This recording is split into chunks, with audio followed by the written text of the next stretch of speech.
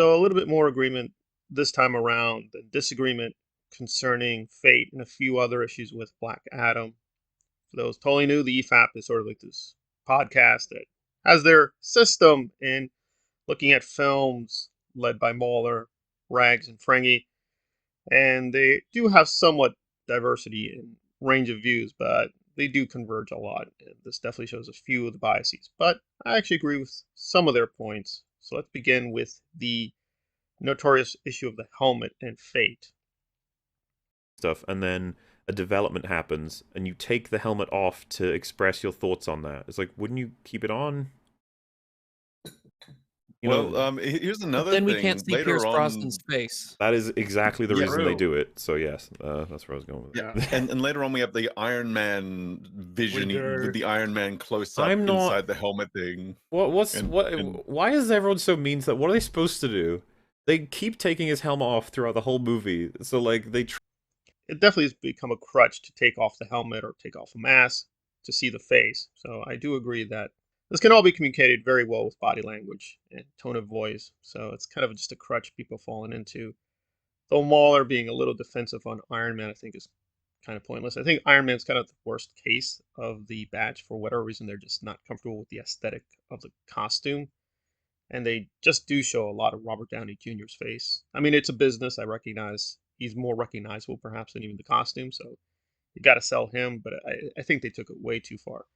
With Halo, I don't know enough. I'm going to have to do a little bit more research. I do know that's a major complaint with fans.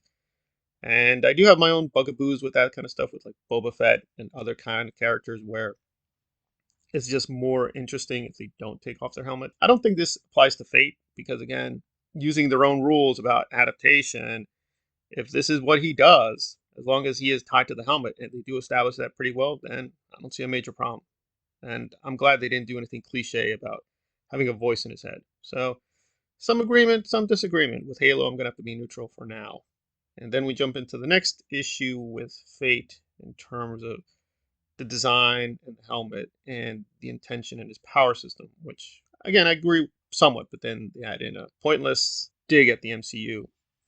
Their function, which they, makes they it way definitely went the opposite direction of that interviewer that said we needed a new move every single time Doctor Strange casts a spell. No, because Dr. Fate in uses this the case- same set of 5 pretty much throughout the whole movie. yeah, he uses illusions of like tricking people with imagery. Yeah, He creating uses the glass ancient trap Kandak thing. and Flanders. Yeah, That, the glass glass with crystal. that glass trap. He Yeah. duplicates himself, but they're not super duper strong. Teleports He and u- goes invisible. Yeah, and teleports and goes invisible. That's basically it. But he uses them in different circumstances, that's probably the way to do it because it's like he's just way more understandable. Well, again, I don't think they actually did map it out that he could only show certain powers at certain times to overcome the alleged major issues of Multiverse of Madness, which I think is a very good film.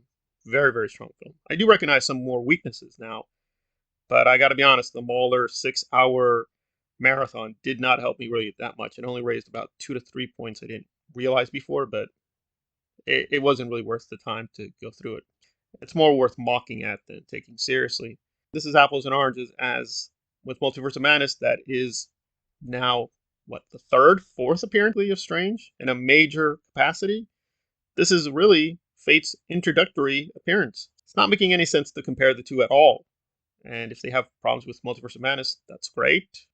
Yes, granted, they're both magical beings, but we've gotten a lot with Strange's backstory.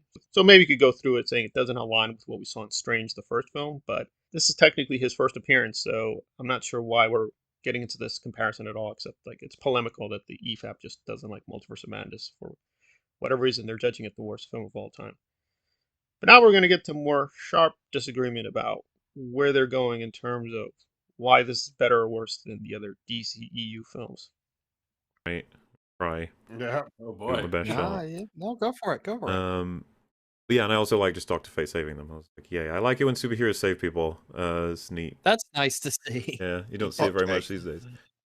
But it's a bit of a coincidence too, because he saves them and then he sees that a bag is on the floor, and I think he legit is like he goes to pick it up to hand it to her, I guess, but then feels that the crowd is in there and flashes to the evil 6 demon princes of hell, which I was just like, oh no, there they are. Well, in terms of the collateral damage question, I don't think this really contradicts what Hawkman was up to. I think he accepts some collateral damage, given that Black Adam is kind of this global threat, and in his eyes, that would lead to a lot of civilians dying. So maybe some civilians being killed unintentionally might be worth it. Also, I think it's pretty well established Conduct is huge. This is a massive, massive city. So I think it's just implied they're in a part of the city that's not populated. That I think is a major failing. That Conduct itself, the world building is okay, but it would have been nicer to really differentiate the various districts. We just get a very kind of generic, I guess this is Central Asia, Middle East country, various shades, various peoples, various ethnicities. I'm not really hung up that they speak English. That's totally possible that a foreign country will adopt an international language. And we do get, quote, technically the other language of the Conduct people. But yeah, some more specification with Conduct as a city would have been really nice. So I don't consider the, quote, collateral damage question here much of an issue. And I think Fate, knowing the future, probably answers a lot of questions as to like why would he let Atom Smasher and Cyclone even into the fight if they're going to endanger people.